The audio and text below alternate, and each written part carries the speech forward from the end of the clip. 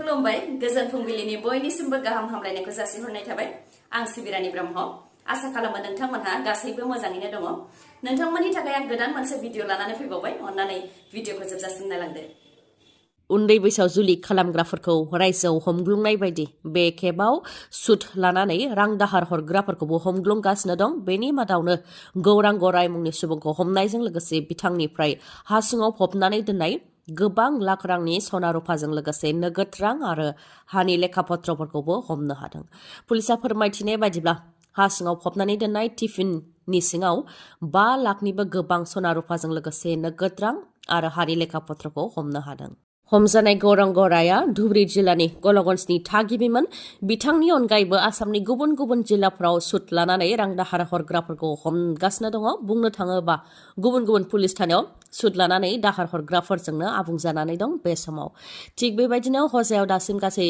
26खौ arrest खालामबाय हाइलाकान्दियाव 9खौ कलियाबराव 3खौ arrest खालामबाय बेबायदिनो धुबुरी बङाइगाव आरो गुबुन गुबुन जिल्लाफ्रावबो हमगासिनो दं नोंथांनि जिल्लायावबो सोरबाफोर सुद लानानै रां दाहार हरग्रा सुबुङा रां बिनानै मोनैनि थाखाय हाराहास्ति खालामदोंबा बिथांनि सोमोन्दै मुंजों लोगोसे फट' आरो गासै डिटेल्सखौ WhatsAppआव दैथायहरनो हागोन फोसावनाय WhatsApp नाम्बारा जाहैबाय 6026900861 नङाबा गावगाबागाव जिल्लानि पुलिस प्रशासननि फेसबुकनि मेसेन्जारावबो कमप्लेन बा अजदखौ हरनो हागोन आसामनि 3 मावसुमाखौ लांखारदों ULFA आरो NSN उदखारि हान्जानि सायाव लांखारनायनि सन्देह जादों लांखारजानाय 3नि मादाव सासे बर'बो दङ मुङा चन्दन नार्जारी बिथाङा शिबसागरनि थागिबि बिथांनि अनगायैबो लेखक बरा बिथाङाबो शिबसागरनि थागिबि आरो गुबुन सासेनि मुङा गियान थापा बिथाङा तिनसुकिया लेखापानिनि थागिबि रिपर्टनि बायदिब्ला अरुणाचलाव खैला जावहैदोंमोन बिथांमोनहा बे समावनो अरुणाचलनि चांलां जिल्लानि फिनबेरोनिफ्राय बिथांमोनखौ लांखारदों मिथिहोनाय बायदिब्ला अरुणाचल प्रदेशनि चांलां जिल्लायाव थानाय फिनबेरो खैला खनियाव बिथांमोनहा खैला जावनायनि खामानिखौ मावगासिनो दंमोन बेयावनो माखासे हाथियार लानाय सुबुंफोरा फैनानै फ्राय 60 मावसुमाफोरखौ ट्राकआव दैखांनानै लानानै थांदों आरो लांखारग्रा सुबुंफोरखौ ULFA आरो NSN उदखारि हान्जानि जानो हागौ होननानै सन्देह खालामदों नाथाय मा जाहोननि थाखाय बिथांमोनखौ लांखारदों बेनि सायाव दासिमबो जेबो खौरां मोननो हानाय जायाखै नोंथाङा प्रपार्टी टेक्स होआखै नामा जुदि प्रपार्टी टेक्स होआखै अब्ला नोंथांनि न'आ जेखि जाया समाव जब्द जानो हागौ टेक्स होनाय बा लानायनि बेलायाव गोख्रों जादों आसाम सरकारा जायखिजाया गावारि न'आनो जायाथों मानो जायफोर प्रपार्टी टेक्स होआखै आरो ट्रेड लाइसेन्स गैयालासे जायफोर फालांगि खालामगासिनो दं बिथांमोननि न' बां बा फालांगि फसंथानखौ जेखि जाया समावनो जब्द खालामनो हागौ बा सोरखारा लानो हागौ होननानै सांग्रांथि होदों गुवाहाटी मिउनिसिपाल कर्परेसननिफ्राय प्रपार्टी टेक्सखौ बुथुमनो थाखाय आरो ट्रेड लाइसेन्सनि नियमखौ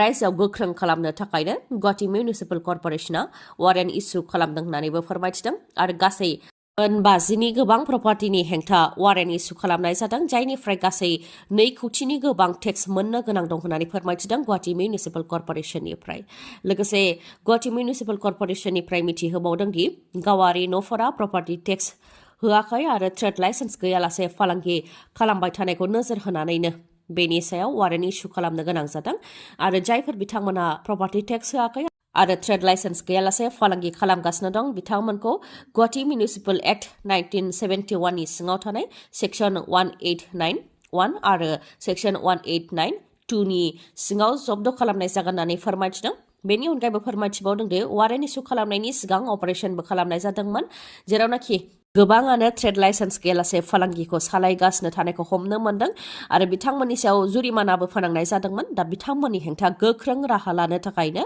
वारेन्ट इस्यु खालामनाय जादों होननानैबो मिथिहोदों गुवाहाटी मिउनिसिपाल कर्परेसननिफ्राय बिचाराव बे सप्तानि गेजेरावनो हाग्रा बिफानाव 612खौ साख्रियाव थिसनगोन होननानै फिन खोथा होदों EM रन्जित बसुमतारी बिथाङा बिचारनि हाग्रा बिफानाव साख्रियाव थिसनथाय होनो होननानै बिचारनि EM रन्जित बसुमतारी बिथाङा गोलाव समनिफ्रायनो खोथा होबोनाय बायदि बे खेबावबो फिन 612खौ हाग्रा बिफाननि साख्रियाव थिसनथाय होगोन होननानै खोथा होबावदों EM रन्जित बसुमतारी बिथाङा लोगोसे बिथाङा फोरमायथिबावदों दि बे 3 बोसोराव गोबां नारा-नाथा नाजानायनि उनाव UPPL दोलोआ गोबां खामानि मावनो हादों बेनि मादाव बांसिनै गोजोन आरो खौसेथि लाबोनो हानायनि खामानिखौ मावदों जायनि थाखाय गाव गावनि आथिङाव गसंनानै खामानिखौ मावनो हादों होननानैबो बुंथियो आरो गोजोन आरो खौसेथि लाबोनो हानायनि थाखायनो 21 नं सालबारि बियाबनि फुकामारियाव BPF, GSP आरो गुबुन गुबुन राजखान्थि दोलोनिफ्राय 1000नि गोबाङा UPPL आव हाबफैदों होननानैबो फोरमायथिदों EM रन्जित बसुमतारी बिथाङा। लोगोसे बिथाङा फोरमायथिबावदों दि बिटिआरआव टुरिज्मखौ जौगाहोनो थाखाय थाबैनो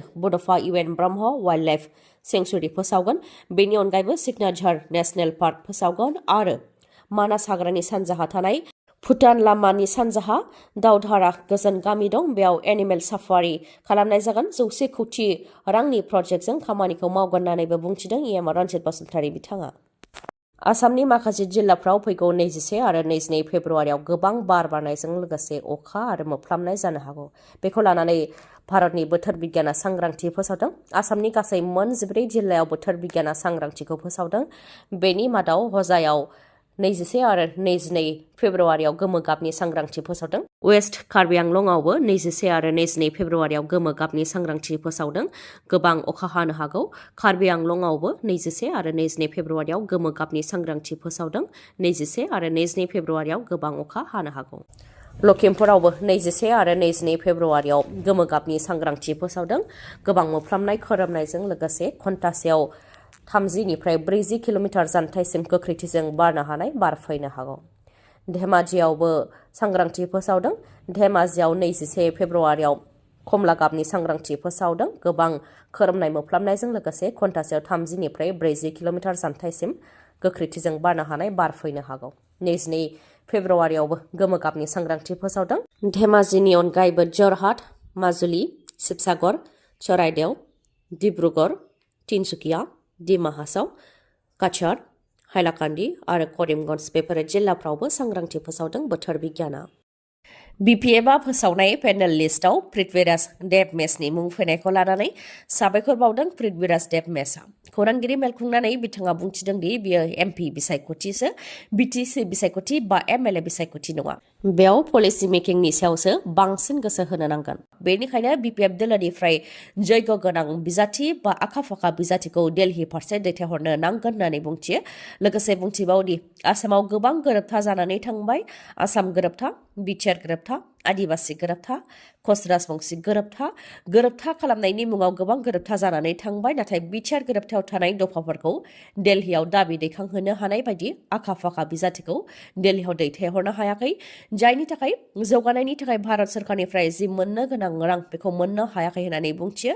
बेनिखायनो BPF दोलोनिफ्राय साखाफारा बिजाथिखौ दिल्लीयाव दैथायहरनो नांगोन, जाहाथे पार्लियामेन्टआव गासै हारि माहारिनि गांनाय उखैनायखौ बुंहैनो हायो आरो बेफोरनि थाखाय पलिसि मेकिंआवसो गोसो होनो नांगोन होननानैबो बुंथियो बिथाङा।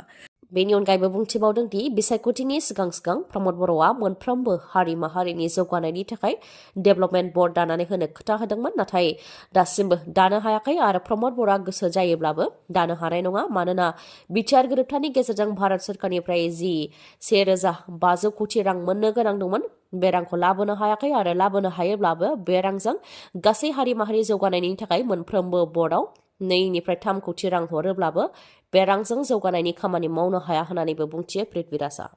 बाक्सानि सालबारियाव 2 ड्राग्स फालांगिरिखौ हमनो हादों। हमजानाय 2 ड्राग्स फालांगिरिनि मादाव सासेया बर', मुङा राजिब बर' आरो गुबुन सासेनि मुङा साद्दाम आली। दुथांफोरनाव सोंनाय फिननाय लानायनिफ्राय मिथिनाय बायदिब्ला दुथांफ्रा बरपेटा रडनिफ्राय ड्राग्सखौ बायनानै लाबोदोंमोन। बेनि उनाव गावसिनि ओनसोलाव ड्राग्सखौ फाननायनि फालांगि खालामदोंमोन। दुथांफोरखौ हमनो हानायजों लोगोसे दुथांफोरनिफ्राय कन्टेनार, सिरिन्ज आरो KTM मटर साइकेलबो हमनो हादों आरो बे फालांगियाव सोर दुथांफोरा आखाइ दंबावो बेखौ मिथिनो थाखाय पुलिसआ सेबनायनि हाबाखौ मावगासिनो दं होननानैबो मिथिहोदों बाक्सा पुलिसआ।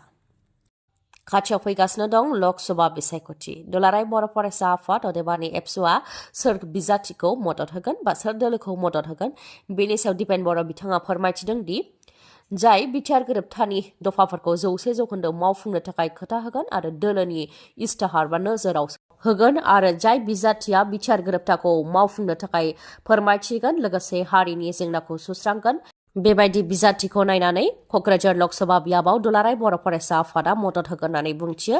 बेनि अनगायैबो दरं, उदालगुरि, सनितपुर, लखिमपुर, डिब्रुगड़, गुवाहाटी, काजिरङा बेफोरनि बर' भटार्सफोर आरो आन्सलिक आरो जिल्ला कमिटिजोंबो सावरायनाय जागासिनो दं, नाथाय दासिमबो थांखि लाथ'वाखै सोरखौ मदद होनाय जागोन होननानै बुंथियो दिपेन बर' बिथाङा। दिनैनि भिडिअआ एसेनोसै। गाबोन आरो गोदान भिडिअजों लोगो मोनफिनबावगोन। नोंथाङा दासिमबो आंनि चेनेलखौ साबस्क्राइब खालामाखैबा अन्नानै साबस्क्राइब खालामदो लोगोसे लाइक कमेन्ट आरो शेयार खालामनो दाबाव गोजोन्थों